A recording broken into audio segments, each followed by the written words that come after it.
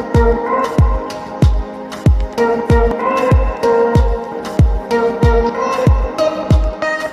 लोग पिछले दिन सिविक्स का पहला चैप्टर पढ़े थे, पहला वीडियो लोकतंत्र क्या, लोकतंत्र क्यों, हम उसमें लोकतंत्र के बारे में कुछ सवाल जवाब पढ़े थे कि आखिर लोकतंत्र को क्यों अपनाना चाहिए। ये उसका दूसरा वीडियो है, इसमें कुछ और पॉइंट हम लोग पढ़ेंगे कि आखिर लोकतंत्र की विशेषता क्या है और क्यों हमें लोकतंत्र ही अपनाना चाहिए। ठीक है, तो उसके कुछ बातों पर, कुछ उदाहरण पर ध्यान देंगे हम लोग और उसके बाद समझेंगे कि लोकतंत्र शासन की सबसे सर्वश्रेष्ठ व्यवस्था क्यों है।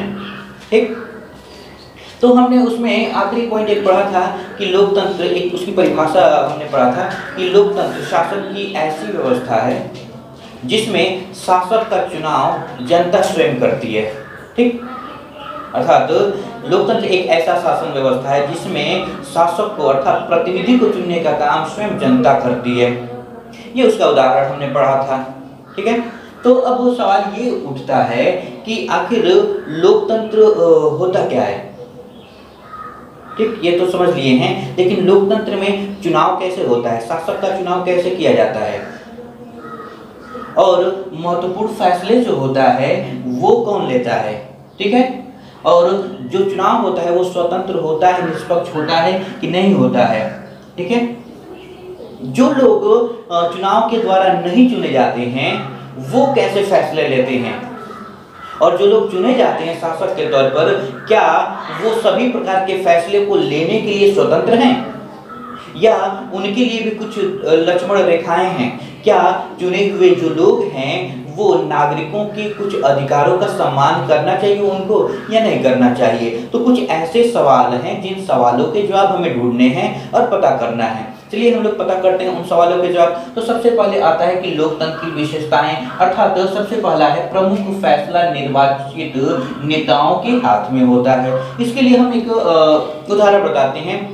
ठीक है, 1999 की बात है और 2005 के दौरान के बात है। तो पाकिस्तान का जो राष्ट्रपति था जिसका नाम था परवेज मुशर्रफ, वहां पर पहले लोकतांत्रिक शासन था, लेकिन परवेज मुशर्रफ चूंकि एक सेना के बड़े अधिकारी थे और उन्होंने तख्ता पलट किया और स्वयं वहां के राष्ट्रपति बन गए। ठीक है, फिर वहां पर चुनाव हुआ, चुनाव के दौरान वो वहां के राष्ट्रपति बने और चुनाव के दौरान और इस शासन अवधि में उन्होंने बार बार उसमें बदलाव किए। ठीक है, वहां पर चुनाव प्रक्रिया जो थी वो लोकतांत्रिक तौर से ही हुई थी और अलग अलग प्रांतों से लोग चुने गए थे, लेकिन चुनने का जो काम था अर्थात जो प्रतिनिधि लोगों के द्वारा चुने गए थे उनकी बातों को न मानकर महत्वपूर्ण फैसले जो थे वो सेना के बड़े अधिकारी और राष्ट्रपति लेते थे।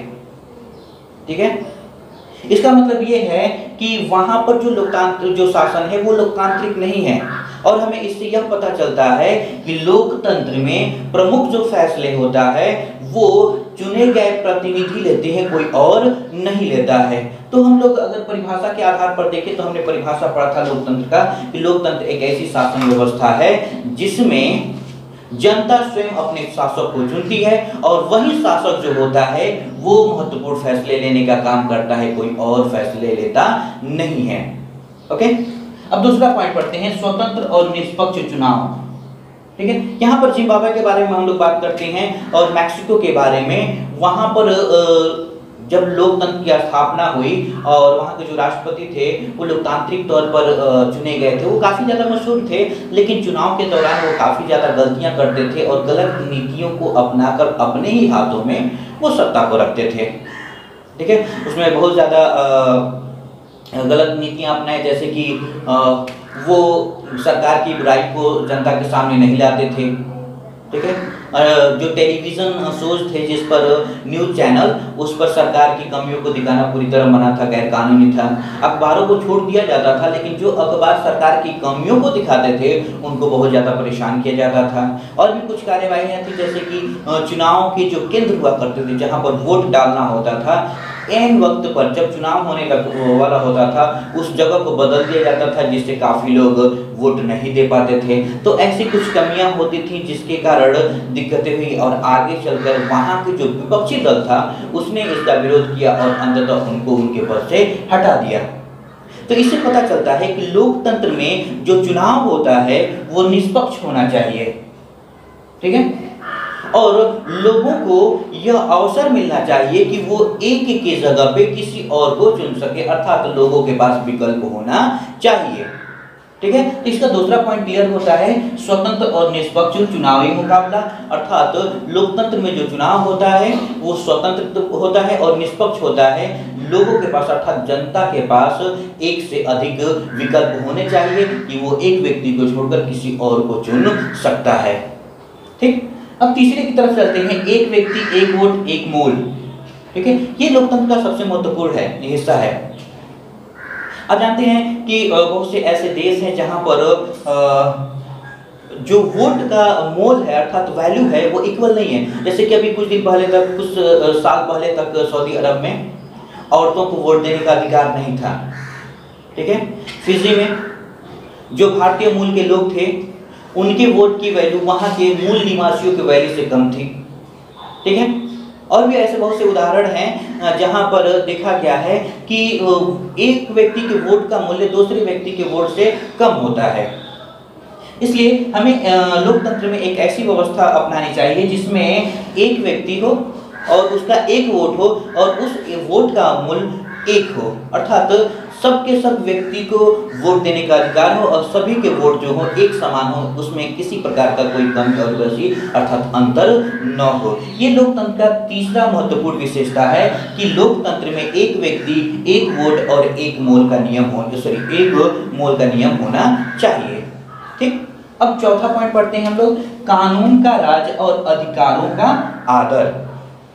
हमने ये सवाल किया था कि क्या जो लोग चुने जाते हैं, जो शासक चुने जाते हैं, वो अपनी मनमानी करते हैं, अपने मन से फैसले ले सकते हैं, या फिर उनके लिए भी कुछ लक्ष्मण रेखाएं हैं, कुछ नियम कानून हैं, कुछ ऐसे नियम हैं जो उनको एक हद में रखती है। तो हाँ, कुछ ऐसे हद होते हैं, कुछ उसकी सीमाएं होती हैं जिसका उल्लंघन करना सरकार के लिए भी दिक्कत का कारण बन सकता है, समस्या का कारण बन सकता है। सरकार जो होता है उसे कुछ नियम कानून का पालन करता है और वह नियम वो हद संविधान बताता है। संविधान के द्वारा दिए गए शक्तियों का प्रयोग शासक वर्ग, ठीक है, अपने क्षेत्र में रहकर ही करेगा, उससे अधिक उसका प्रयोग नहीं करेगा। इसके साथ ही साथ जो शासक वर्ग होगा वो जनता के अधिकारों का सम्मान करेगा और साथ ही साथ उसकी रक्षा भी करेगा। तो चौथा पॉइंट यहाँ पर होता है कि कानून का राज और अधिकारों का आदर, अर्थात संविधान के द्वारा जो लिखे गए कानून हैं उन्हीं कानूनों को मानना सरकार का काम होगा और साथ ही साथ सरकार लोगों को संविधान के द्वारा दिए गए जो अधिकार हैं उनका सम्मान करेगा। तो हम इस तरीके से कर सकते हैं। परिभाषाओं के आधार पर हमारा परिभाषा क्या था कि लोकतंत्र एक ऐसी शासन व्यवस्था है जिसमें जनता स्वयं अपने शासक का चुनाव करती है, ठीक। तो इसमें कुछ विशेषताएं हैं कि उसमें अर्थात लोकतंत्र में फैसले लेने का अधिकार जनता के द्वारा चुने गए प्रतिनिधि को होता है। दूसरी बात कि वहां पर चुनाव निष्पक्ष होना चाहिए और जनता के सामने विकल्प होना चाहिए कि वह एक व्यक्ति की अपेक्षा दूसरे व्यक्ति को चुन सके। तीसरी बात यह है कि वहां पर जो वोट होता है वो एक व्यक्ति और एक मोल वाला होना चाहिए, वोट में किसी प्रकार का कोई अंतर, वैल्यू में अंतर नहीं होना चाहिए। और तीसरा कि जो सरकार होती है उसे भी कुछ हद में रहकर काम करना पड़ता है, उसको संविधान के नियमों का पालन करना पड़ता है, ठीक है। ये कुछ उसकी विशेषताएं थी, उसका सारांश था। अब इससे जितने भी रिलेटेड आपके क्वेश्चंस होंगे आप हमसे पूछ सकते हैं। धन्यवाद। और इसका आखिरी हिस्सा जो है अर्थात इस लेसन का लोकतंत्र क्या, लोकतंत्र क्यों, इसका तीसरा और आखिरी पार्ट जो है वो हम अगले वीडियो में